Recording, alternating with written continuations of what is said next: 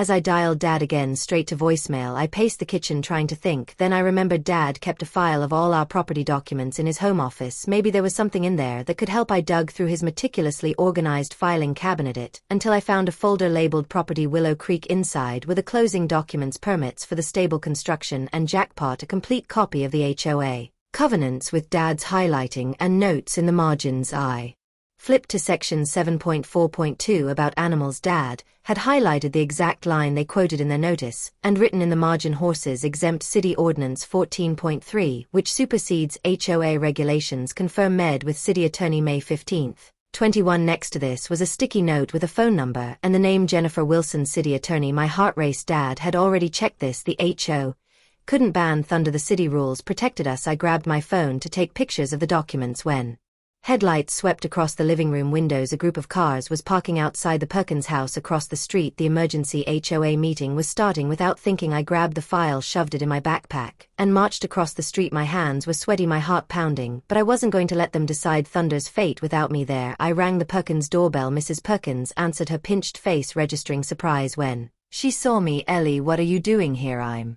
here for the HOA meeting about my horse, I said firmly. Since it concerns me directly, I should be present. Well, she hesitated. This is for homeowners only, and you're just— my father owns our home. I interrupted. He's working late, so I'm here representing our family's interests. Mr. Rodriguez appeared behind Mrs. Perkins. The girl has a right to be here. Barbara, let her in. Mrs. Perkins reluctantly stepped aside. I entered a living room filled with about 20 neighbors seated on folding chairs. Mrs. Walsh sat in the front row glaring at me. Mr. Perkins stood at a small podium set up in the corner. Eleanor Miller, Mr. Perkins said with fake politeness. How interesting that you've joined us. We were just discussing the horse situation. His name is Thunder, I said, walking to the front of the room, and I have information relevant to this discussion. Mrs. Walsh jumped up. This is outrageous. She's not a homeowner. She can't just barge in here and let her speak. Mr. Rodriguez interrupted. Several others nodded. I took a deep breath and opened Dad's file. The HOA notice claims that keeping a horse violates Covenant 7.4.2. However, Willow Creek falls under City Ordinance 14.3, which specifically allows horses on residential properties that meet proper stable requirements, which our property does. I held up the permit for our stable. This was approved by both the city and the HOA Architectural Committee 2 years ago.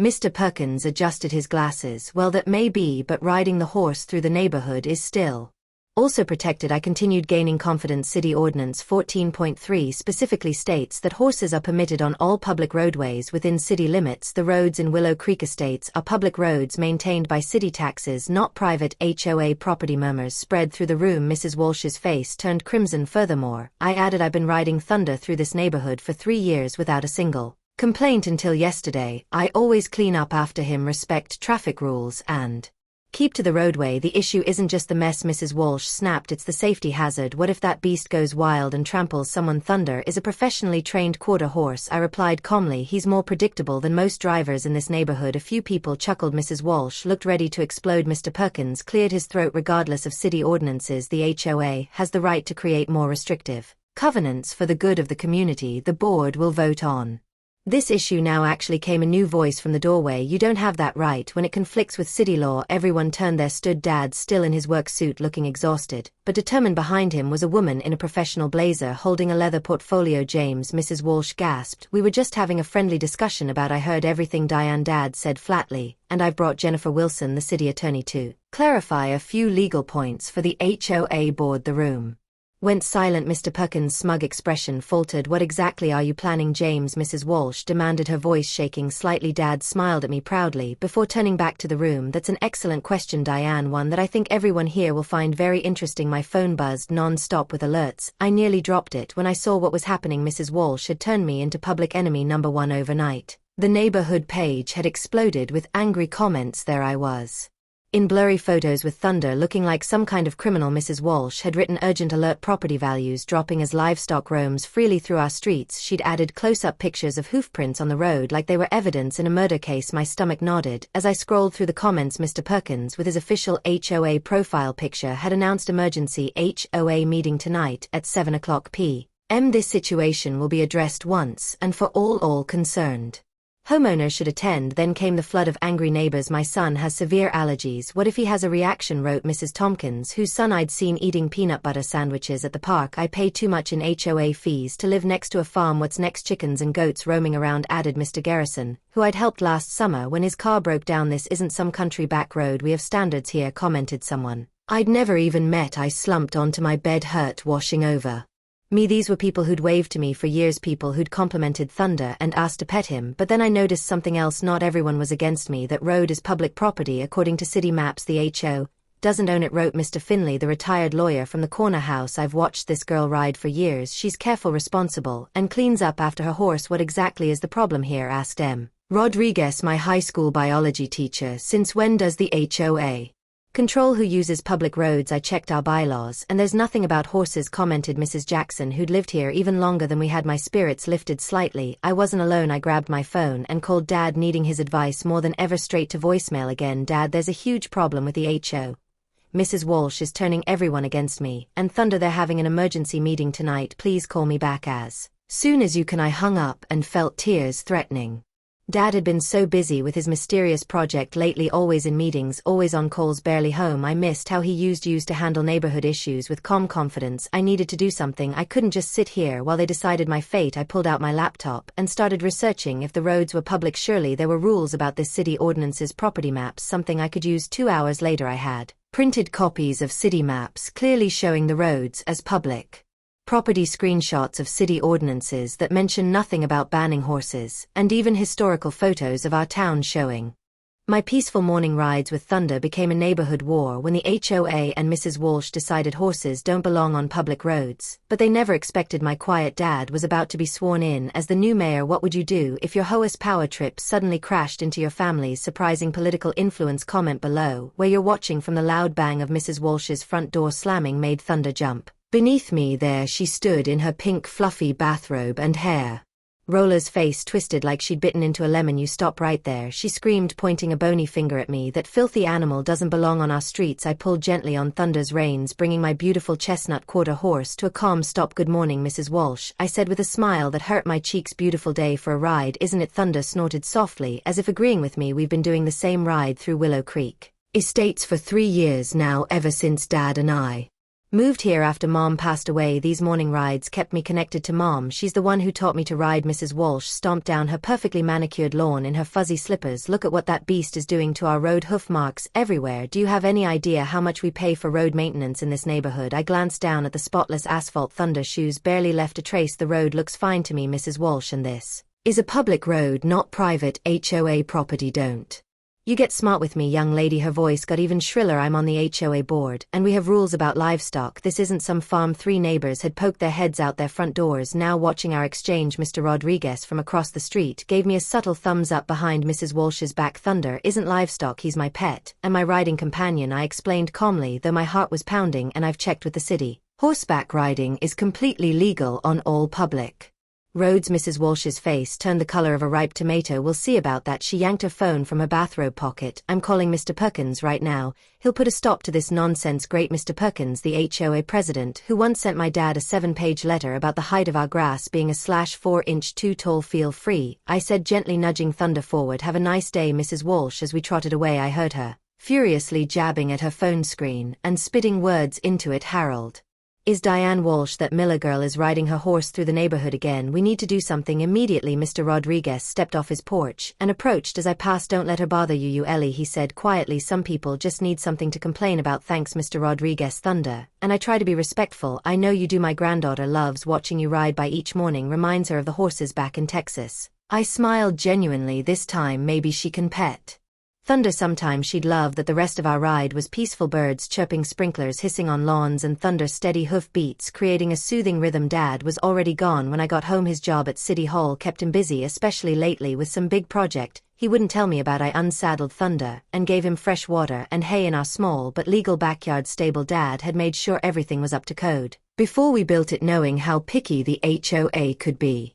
After showering and changing for school, I grabbed a granola bar from the kitchen. That's when I spotted it, a cream-colored envelope stuck in our screen door with violation notice printed in bold red letters. I ripped it open, my stomach nodding as I read, "Dear Miller family, it has come to the attention of the Willow Creek Estates Homeowners Association that you are in violation of Covenant 7.4.2. No livestock, poultry, or other animals except common household pets shall be kept on any lot or common areas. Your continued housing and parading of a horse through our community streets constitutes a serious violation of community standards. You are hereby ordered to remove said livestock within 48 hours or face a $500 initial fine followed by $100 daily penalties. Additionally, riding horses on community streets is strictly prohibited. Effective immediately. Regards, Harold Perkins, HOA President." My hands shook as I read it again. Thunder wasn't going anywhere. This was our home. He was family. I pulled out my phone to call Dad, but got his voicemail. "Hi, you've reached James Miller. I'm unavailable right now, but leave a message, and I'll call back as soon as possible." Dad, the HO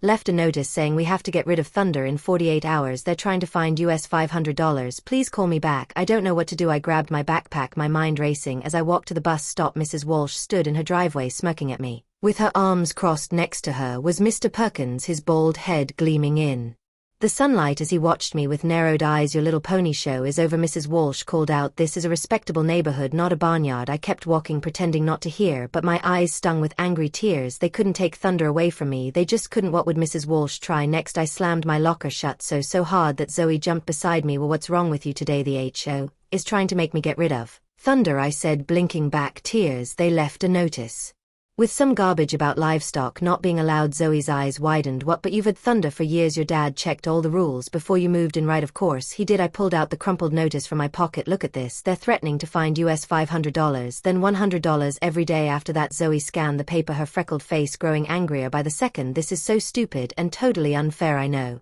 I tried calling Dad, but he's in meetings all day. He's been super busy with some big project at City Hall." The warning bell rang, and we hurried to class. I couldn't focus on anything the teachers said all day. My mind kept circling back to Thunder, to Mrs. Walsh's smug face, to the thought of losing my horse, my connection to Mom. When the final bell rang, I raced home, praying Dad would be there. The house was empty. On the kitchen counter sat a note: "Working late again. Pizza money in the usual spot. Don't worry about the HOA. I'll handle it tomorrow. Love, Dad." I crumpled the note. How could he be so calm? The HOA was threatening to take Thunder away in less than 48 hours. My phone buzzed with a text from Zoe. "OMG, check the neighborhood Facebook page now." I opened the app and felt my stomach drop. Mrs. Walsh had created a post with a blurry picture of Thunder and me riding down the street. The caption read: "Health hazard in our neighborhood. The Miller family is keeping a horse in their backyard and allowing it to defecate on our roads. Property values plummeting. Children at risk of disease. Emergency HOA meeting tonight at 7:00 p.m. at the Perkins residence to address this crisis." The comment section was a war zone. "This is outrageous. My daughter has allergies." Karen Thompson: "I pay too much in HOA fees to live next to a farm." Harold Perkins: "Has anyone reported this to animal control?" Diane Walsh: "But there were defenders too. That girl takes excellent care of her horse. This is ridiculous." Miguel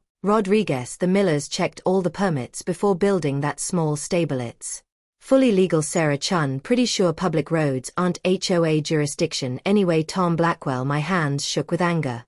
Horses on these very streets decades ago." I texted Zoe: "Can you come over, Joe? A drama getting serious." She arrived 20 minutes later with a chocolate milkshake and fierce loyalty. I saw the posts. "Mrs. Walsh is on a power trip." We spread my research across the kitchen table. "I think I should go to that meeting," I said. Zoe looked doubtful. "They didn't invite you. Mr. Perkins might just kick you out. They're talking about me. I have a right to defend myself." I insisted, but my confidence was shaky. Confronting the entire HOA board and angry neighbors made my stomach churn. "What about recording a video?" Zoe suggested. "Post your side of the story, show your research." I bet most people haven't even thought about whether the HOA can actually do this. It was a brilliant idea. We spent the next hour filming and editing a calm, fact-based response. I showed the city maps, explained how I'd always been respectful of neighbors, and questioned whether the HOA had authority over public roads. At 6:45, just as we posted the video, Zoe looked out the window. "Whoa, big turnout." I joined her at the living room window. At least 30 neighbors were filing into Mr. Perkins' oversized colonial house across the street. I recognized most of them, the same people who asked about Thunder at the mailbox or commented on what a beautiful day it was for riding. Now they were gathering to ban us. "Your video already has comments," Zoe said, checking her phone. "People are sharing it." My own phone buzzed with a text from Mr. Finley: "Good research. Stay Strong for the next hour we watched the meeting through Mr. Perkins' large front windows. We couldn't hear anything, but the body language told a story. Mrs. Walsh stood several times pointing and gesturing dramatically. Mr. Perkins kept nodding and writing things down. Some neighbors looked uncomfortable, others angry. At 8:30 people began leaving. Several checked their phones, possibly seeing my video for the first time. A few glanced toward our house with expressions I couldn't read. I think it's over. Zoe said maybe they'll just send another stupid letter. That's when we heard the sirens. Blue and red lights flashed as 2 police cars pulled up directly in front of our house. Mrs. Walsh emerged from Mr. Perkins' house pointing triumphantly toward us. They called the cops, Zoe whispered, incredulous, for riding a horse. My heart pounded as officers stepped out of their vehicles. This wasn't just HOA drama anymore. Through the window I watched Mr. Perkins hurry across the street holding a thick binder, probably filled with HOA rules. I'd supposedly broken. The doorbell rang, and my legs felt like jelly as I went to answer it. What are we going to do? Zoe asked, eyes wide. I took a deep breath and reached for the door. Stand our ground. 2 police officers stood at my door, their badges gleaming under the porch light behind them. Mrs. Walsh watched with her arms crossed, a smug smile on her face. Mr. Perkins clutched his HOA binder like it was made of gold. Neighbors lingered on sidewalks, pretending not to stare but missing nothing. Are you the owner of the brown quarter horse? The taller officer asked, his voice serious but not unkind. My mouth went dry. Yes, that's Thunder. He mine. Is something wrong? Zoe squeezed my arm, standing beside me like a shield. We've received multiple complaints about unauthorized livestock creating hazards on neighborhood roads, he explained, flipping open a small notebook. The HOA president has provided documentation of repeated violations after several warnings were issued. Mrs. Walsh stepped forward uninvited. She's been defying HOA rules for weeks. Just this morning she rode that massive animal right past my house, knowing full well. The second officer raised his hand politely. Ma'am, please let us handle this. My racing heart steadied a bit. At least they weren't just taking her side automatically. Officer, I said, pulling out the folder of research I'd prepared earlier. I've been riding Thunder on these roads for 3 years without any problems. The roads are public property. According to these city maps, the HOA doesn't have authority over public roads. I handed him the maps, my hands trembling slightly. Mr. Perkins pushed forward. That's completely irrelevant. Our HOA covenants clearly state in section 7.3 that no livestock is permitted on community property, which includes all roads within Willow Creek Estates. The officer accepted my maps and glanced at them while his partner took Mr. Perkins' binder. Furthermore, Mrs. Walsh added, her voice rising, that horse is a health hazard. My property values are plummeting. I've already spoken with my realtor. Several neighbors had edged closer, forming a small crowd on our front lawn. I recognized faces from both sides of the neighborhood. Page argument. Mr. Finley was there too, watching carefully with his arms crossed. I always clean up after Thunder, I explained to the officers. I've never left anything on the road, and I only ride early in the morning when there's barely any traffic. The second officer was flipping through Mr. Perkins' binder with a furrowed brow. There are a lot of rules in here, of course there are. Mr. Perkins said proudly, we maintain the highest standards in Willow Creek Estates. More neighbors had arrived, drawn by the police presence. Some were filming with their phones. My face burned with embarrassment and anger. This was so unfair. I'm going to need to see proof that these roads are actually HOA property, the first officer said to Mr. Perkins, because according to these city maps they appear to be city maintained public roads. Mrs. Walsh's smile faltered. Well, that's just a technicality. Our HOA rules still apply to everyone in the neighborhood. Actually, Mr. Finley spoke up, stepping forward from the crowd. HOA rules can only govern private property within the association, not public roads maintained by city taxes. Whispers rippled through the growing audience. I've lived here 26 years. A woman called out. People used to ride horses here all the time before Mrs. Walsh moved in. My kids love seeing that horse, another neighbor added. Mrs. Walsh's face reneged. This isn't about whether it's cute, it's about rules and property values and safety. The first officer held up his hands. Folks, please let's keep this civil. I'd like to see the city ordinance that prohibits horses on public roads, I said, finding my courage because I researched it today, and there isn't one. The officers exchanged glances. The second one shrugged slightly. Mr. Perkins thrust his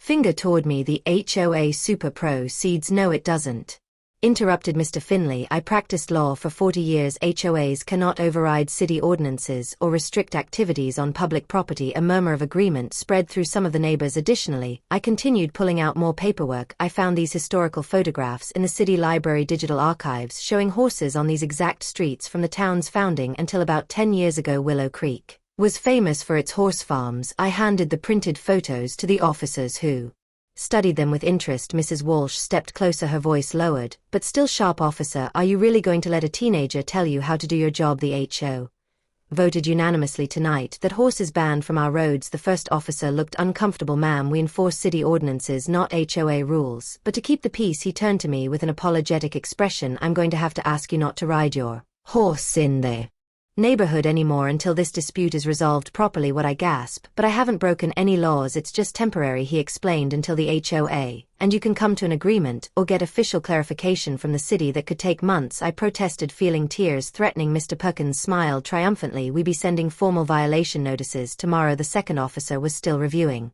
documents. I'm not seeing an actual city ordinance prohibiting horses. Show me one that says I can't ride my horse on a public road. I challenged, my voice stronger than I felt. Not an HOA rule, an actual city law. The officers looked at each other again, clearly uncomfortable with the situation. There isn't one, said a new voice, clear and confident. The crowd parted as someone walked up our driveway. My heart leaped. Dad, my father, strode toward us, still wearing his business suit, his briefcase in hand. He looked tired but determined. Mr. Turner, Mrs. Walsh said, her voice suddenly honey sweet, we simply enforcing the rules that everyone agreed to when they moved here. Dad nodded politely to the officers, then turned to Mrs. Walsh and Mr. Perkins. I apologize for being absent during this situation. I've been extremely busy with work that kept you from answering my calls all day. I couldn't help asking, hurt mixing with relief. Important work, he said, giving me a meaningful look before addressing the officers. Officers, I appreciate you responding to the neighborhood's concerns, but there seems to be some confusion about jurisdiction here. He pulled out his own folder, thicker than mine, and handed it to the first officer. What's this? The officer asked, opening it. A complete survey of Willow Creek estates showing which roads are public and which are private, certified by the city engineer's office this afternoon. Also included is a legal opinion from the city attorney regarding HOA jurisdiction over public spaces. Mrs. Walsh's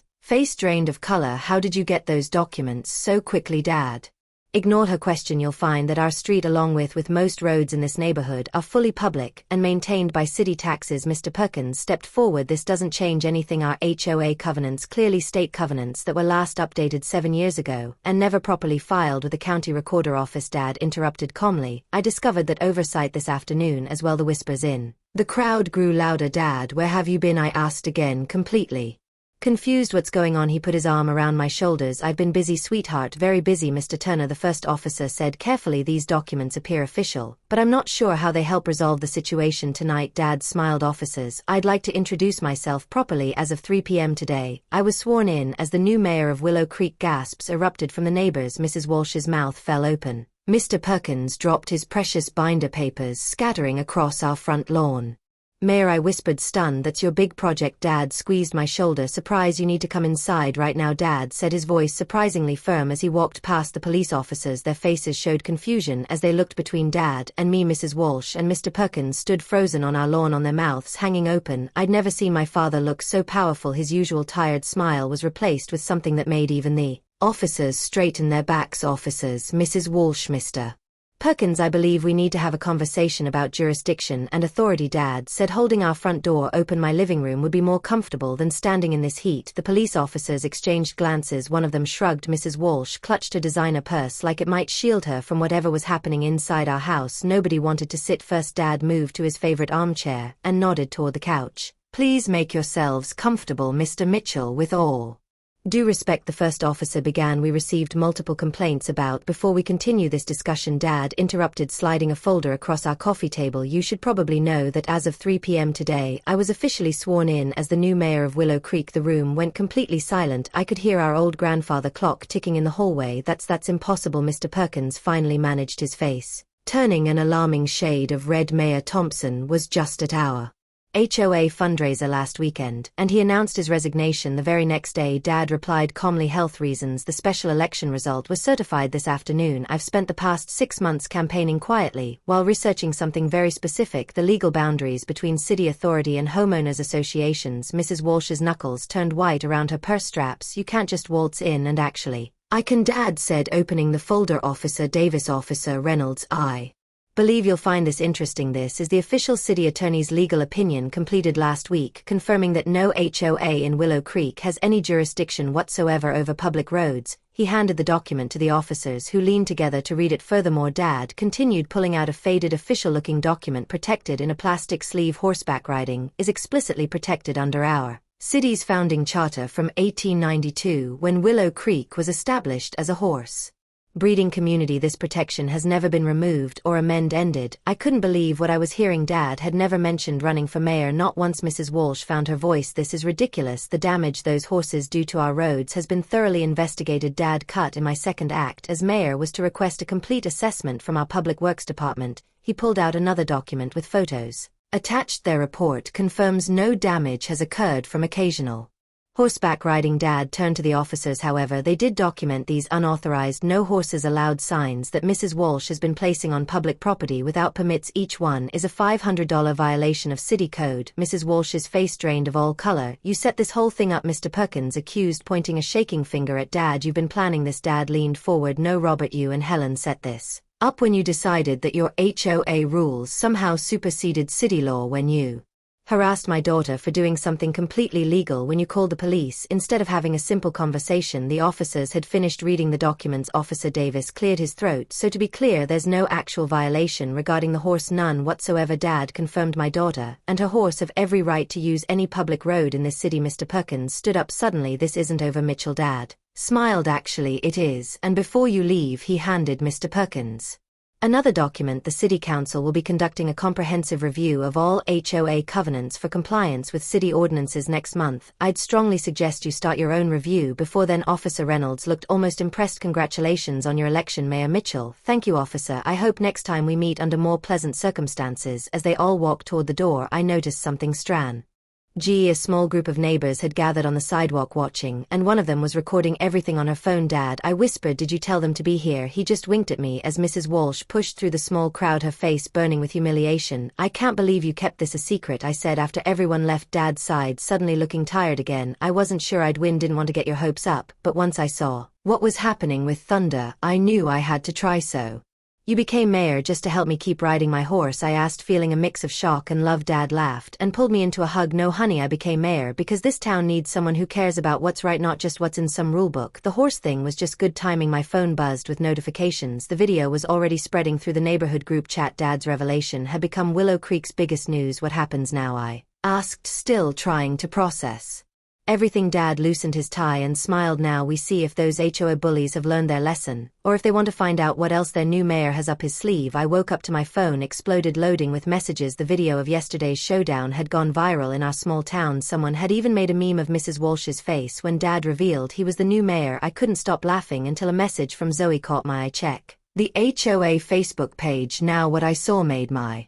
stomach drop. Mr. Perkins had posted a long message claiming Dad had abused his position and tricked voters just to help his daughter break HOA rules. He called for an emergency town meeting to address this corruption. "Dad," I yelled, running downstairs with my phone. "You need to see this." Dad was already at the kitchen table calmly drinking coffee while looking at his laptop. "Already seen it," he said. "Put your riding boots on." "What?" "But they're trying to trust me," he said with a smile that told me he had a plan and bring Thunder's favorite brush. 30 minutes later, we rode side by side down our street. Dad on an old May he borrowed from Mr. Finley. Neighbors came out of their houses, some taking pictures, others just watching with curious faces. Mayor Mitchell called Mrs. Jenkins from across the street. "Is it true what they're saying on the HOA page?" Dad stopped his horse. "Which part?" "That I know the law better than Mr. Perkins." "That's definitely true." People laughed, and I noticed how differently they looked at Dad now, with respect and curiosity, instead of just seeing him as the quiet guy from number 27. We rode toward the neighborhood park where a crowd had gathered. A news van from the local station sat parked by the entrance. My heart started racing. This wasn't just neighborhood drama anymore. Mr. Perkins stood on a bench surrounded by a small group of supporters, mostly older residents who'd been on the HOA board for years. Mrs. Walsh stood next to him, arms crossed and face sour. "Here comes the mayor who thinks laws don't matter," Mr. Perkins shouted when he saw us approaching. Dad dismounted smoothly and handed the reins to me. He walked through the crowd as people made way. "Actually, Robert," Dad said loudly enough for everyone to hear, "I think laws matter very much. That's why I spent 6 months researching which ones actually apply to our community." He pulled a folded map from his jacket pocket and spread it on a picnic table. People crowed around to see. "This is the original land survey of Willow Creek estates," Dad explained. "Notice these roads marked in blue? They were established as public bridleways in 1892 specifically for horses to travel between farms. When this development was built in 1995, the builders were required by law to preserve these historical routes." A reporter pushed forward with a microphone. "Mayor Mitchell, are you saying the HOA has been enforcing illegal restrictions?" "I'm saying," Dad replied carefully, "that our homeowners association has done many good things for our community. But they've also overstepped their authority in several areas. My administration plans to work with them to correct these issues. Mrs. Walsh pushed through the crowd. You're destroying property values. Who wants to live where horses can just walk anywhere? An elderly man I didn't recognize stepped forward. I do, he said firmly. My grandfather raised horses right where these houses stand. This town was built on horse flesh and hard work, not on fancy rules. About what color your mailbox can be, others nodded. In agreement. I realized many of our neighbors were actually on our side. Mr. Perkins wasn't giving up the HOA contract you signed. Clearly states contracts can't override city law, interrupted a woman in a business suit who'd been listening quietly. I'm Jennifer Ramirez, city attorney, and Mayor Mitchell asked me to review your HOA bylaws last month. She held up a document with sections highlighted in bright yellow. I've identified 17 provisions that violate municipal code, state law, or resident rights. Mr. Perkins looked like he'd swallowed something sour. Mrs. Walsh's face turned an alarming shade of red. But this isn't just about horses or rules, Dad said, his voice softening. It's about what kind of community we want to be. Do we want to be neighbors who work together, or people who call the police over hoofprints? There was a murmur of agreement through the crowd. That's why Dad continued. I'm announcing the creation of the Willow Creek Heritage Trail Project. Will be restoring the old riding paths throughout town, creating a unique attraction that celebrates our history while giving everyone, horse owners or not, beautiful trails to enjoy. People actually clapped. The reporter looked delighted with this unexpected story.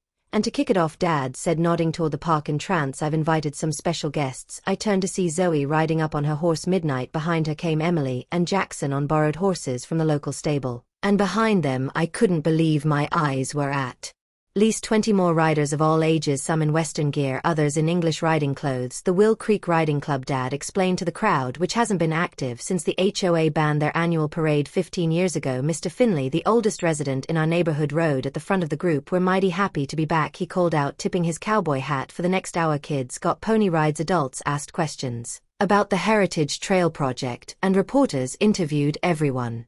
Even some HOA board members quietly told Dad they supported his plans. Mr. Perkins eventually slunk away, but Mrs. Walsh stubbornly stayed, watching everything with narrowed eyes. As the crowd thinned, she approached me while I was brushing Thunder. Your father won't be mayor forever, she said quietly, and some of us have long memories. I kept brushing Thunder calmly. Mrs. Walsh, do you know why I ride every morning? She blinked, surprised by my question. Because it makes me happy, I said simply. Wouldn't it be nice if we all focused on things that make us happy instead of trying to stop others from enjoying their lives? She didn't answer, just turned and walked away. 3 weeks later, the first section of the Heritage Trail opened with a ribbon-cutting ceremony. Mr. Perkins didn't attend, but 5 other HOA board members did. Dad says they've been surprisingly helpful since they realized fighting the mayor and public opinion was a losing battle. The local newspaper ran a story about Willow Creek's horse friendly revival that got picked up by state media. Tourism has actually increased, with people coming to ride our trails and learn about the town's history. Yesterday I saw something I never expected. Mrs. Walsh walking slowly along the trail with a little girl about 7 years old. The child pointed excitedly at Thunder in our paddock. That's him, that's the famous horse from the video. Grandma. Mrs. Walsh noticed me watching and then gave a stiff nod. My granddaughter is visiting for the weekend, she said reluctantly. She wants to know if she could pet your horse. The little girl looked up at me with hopeful eyes. Actually, I said, smiling